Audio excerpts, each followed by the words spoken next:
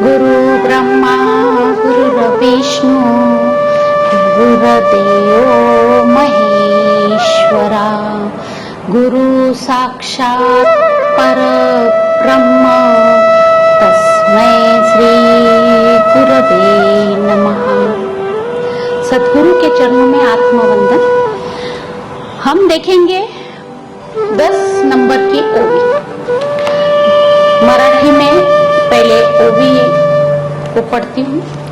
देखा शतदर्शने मणिपती तेची भुजांची आकृती मनोनी विसंवादे धरिती आयुधे हाथी।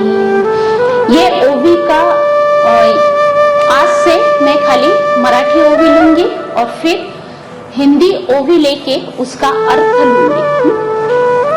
हिंदी में ये ओवी ऐसी है। देखिए षड्दर्शन कहत वही सुंदर भुजाकृत विसंवाद धारण करत आयुध हस्त। ये ओवी का अर्थ ऐसा है।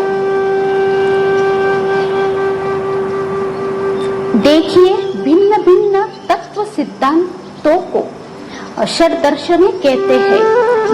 वही इस गणेश जी के 6 हाथ है जिनमें भिन्न भिन्न मतांतर रूपी आयुध धारण किए हैं। अब जैसे गणेश जी के हाथ 6 हाथ है और ये हाथ जो है इसमें यानी उनके अस्त्र शस्त्र है। अब अस्त्र शस्त्र यानी गणेश जी के ये अस्त्र शस्त्र जो है ये 6 दर्शन को दर्शाता है। 6 दर्शन यानी क्या? सांख्य दर्शन है, फिर वैशेषिक दर्शन है, मीमांसा दर्शन है, ऐसे ये दर्शन है। और ये जो है ये दर्शनों में आत्मा का वर्णन आया है जिनमें अलग अलग मत मतांतर है। अब ये जो मत मतांतर है यानी इसमें सब विरोधी मत मतांतर है। ये गणेश जी के शस्त्र अस्त्र है। हम हमेशा देखते हैं 6 हाथों में गणेश जी के अलग अलग अस्त्र और शस्त्र है। अब जैसे हम देखते हैं कि जो जैन पंथों में भी 13 पंथी है, फिर अपने 22 संप्रदाय है, फिर उसमें भी द्वैत है, अद्वैत है, विशिष्टाद्वैत है, ये सब है। और ये जो भी मत मतांतर है इसमें सब विरोधी मत मतांतर है, विरोधी भाष है। यही गणेश जी आपके हाथ में जो शस्त्र है, जो अस्त्र है, वो सब विरोधी है। ये ओवी हमें दर्शाती है। अब हम लेंगे 11 नंबर की ओवी। तरी तर्कतोची परशु नीति भेद अपंशु वेदांत तो महारसु मोदक मिर्वे। ये हिंदी में जो ये ओवी है वो हम देखेंगे। हिंदी की ओवी तर्क सोही फरस नीति भेद अंकुश वेदांत महारस मोदक सोए। इस ओवी का अर्थ हिंदी में ऐसा है। गणात शास्त्र रूप हाथ में तर्क शास्त्र रूपी पराशु है, न्याय शास्त्र अंकुश है और वेदांत शास्त्र ये सुमधुर मोदक है। अब देखिए जैसे हाथ में गणेश जी के हाथ में एक हाथ में परशु है। अब ये परशु तर्क शास्त्र को दर्शाता है। तर्क शास्त्र यानी क्या? हमेशा तर्क वितर्क हमें रहता है। अगर हम ये मार्ग पे भी चल पड़े तो भी हम देखते हैं हमेशा हमें तर्क रहता है, वितर्क रहता है, शंकाएं रहती है कि भाई सही में ये सही है, ऐसा रहता है। अब जैसे तर्क शास्त्र में क्या आया है? हवाएं चल रही, सूरज स्थिर है, पृथ्वी घूम रही है। अब ये जो घूम रही है, ये निर्माण करने वाली ये सृष्टि जो है, इसको किसी ने तो भी निर्माण किया होगा। ये हमारे मन में तर्क रहता है, तो किसने किया, कैसी निर्मित हुई। जैसे हवाएं चल रही है और ये जो वृक्ष है, इनके जो पत्तियां है, इसमें रंग है, रंग भरे वाला है, तो किसने इसमें रंग भरा है। ये सब जो है ये सभी तर्क शास्त्र में आता है। अब उसमें ये जो अंकुश है, ये अंकुश वो दर्शाता है, तर्क शास्त्र को दर्शाता है।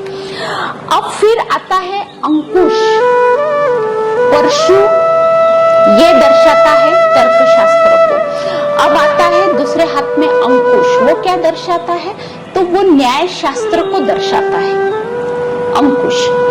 और ये जो अंकुश है ये न्याय शास्त्र को दर्शाता है। और तीसरे हाथ में जो मोदक है गणेश जी का, वो मोदक क्या करता है, वो मोदक वो कैसा मोदक है, तो वो ब्रह्म रस से भरा हुआ मोदक है। अब ब्रह्म रस आए। अब ब्रह्म रस यानी क्या, ब्रह्म रस यानी पिछली बार गत प्रवचन में मैंने कहा था, एक भगवत गीता का श्लोक आता है, भगवत गीतासु उपनिषदसु ब्रह्म विद्यायाम योग शास्त्रे। यानी ब्रह्म रस की निर्मित कैसे हुई कि ब्रह्म विद्या, ये जो उपनिषद जो है इसको निचोड़ा गया और फिर ब्रह्म विद्या सामने आई और ब्रह्म विद्या से ही योग शास्त्र की निर्मित हुई। अब ये जो ब्रह्म विद्या है इससे ही ब्रह्म रस की निर्मित हुई, ब्रह्म रस। अब यहाँ पे ज्ञानेश्वर जी कह रहे हैं कि आपको मोदक का सेवन करना है, लेकिन वो मोदक कैसा होना चाहिए, ब्रह्म रस से परिपूर्ण होना चाहिए। तो ही अगर हम ऐसा मोदक का सेवन करते हैं तो गणेश जी हमारे अंदर होंगे और मोदक भी जो ब्रह्म रस से परिपूर्ण है वो मोदक भी हमारे अंदर होगा।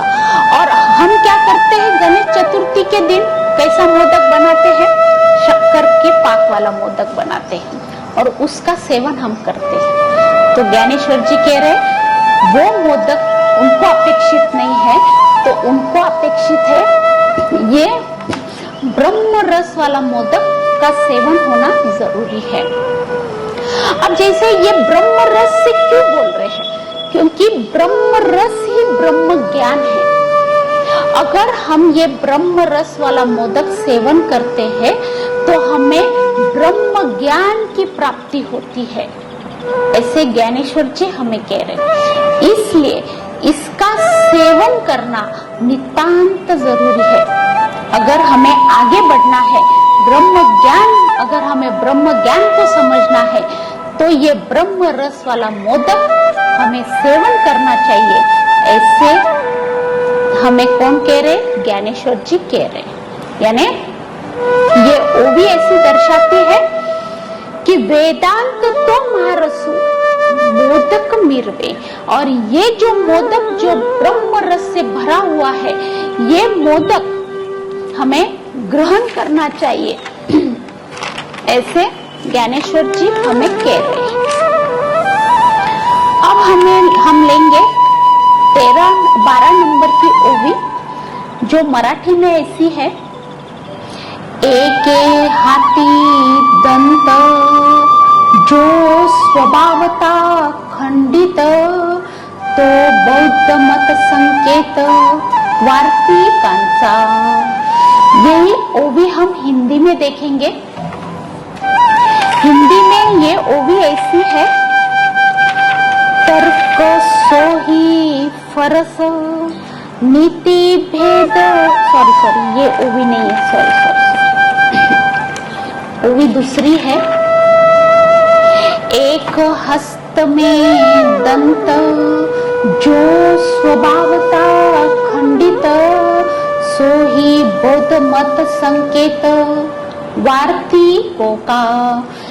इस ओवी का अर्थ ऐसा है, वार्तिकारों के भाष्य द्वारा स्वभावता खंडित हुआ बौद्ध मत एक हाथ में लिए खंडित दंत के स्थान में है। अब जो खंडित दंत है, हम देखते हैं गणेश जी के दो दांत है, एक छोटा एक बड़ा। जो छोटा दांत है वो क्या दर्शाता है? वो ये खंडित बौद्ध धर्म को दर्शाता है। अब बौद्ध धर्म की निर्मिति कैसे हुई ये हम देखेंगे, और इसकी निर्मिति किन्होंने की वो भी हम देखेंगे। अब जैसे भगवान शंकराचार्य जी, ये एक महान विद्वान, ये पंडित थे, और हम देखते हैं काशी में उन्होंने इस बौद्ध मत का खंडन किया। काशी में एक काशी ऐसा स्थान है जहाँ पे काफी विद्वान पंडित तो रहते ही हैं, विद्वान महान पंडित वहाँ पे आते हैं और ऐसी कठिन परीक्षा वहाँ पे ली जाती है। कब लेते हैं? जब माधवाचार्य जी या शंकराचार्य जी की पदवी अगर घोषित करनी रही तब वहाँ पे ऐसी कठिन परीक्षा ली जाती है, और वो जो 600 विद्वान पंडित एक साथ परीक्षा लेते हैं, अलग अलग शास्त्र पे अलग अलग पंडित वहाँ पे कूट प्रश्न यानी कठिन प्रश्न डालते हैं, जिसका उत्तर देना नितांत जरूरी होता है। ऐसा नहीं है कि एटी पासिंग है, चलो एक प्रश्न नहीं आया, उसका उत्तर नहीं आया तो हम आगे बढ़ते हैं, नहीं, वहीं पे वो कट हो जाता है, यानी एटी पासिंग नहीं है, पूरे प्रश्न के उत्तर देना जरूरी है। अब ये जो भगवान शंकराचार्य जी की भी परीक्षा ली गई, और परीक्षा लेने वाले कौन थे? तो माने हुए जाने हुए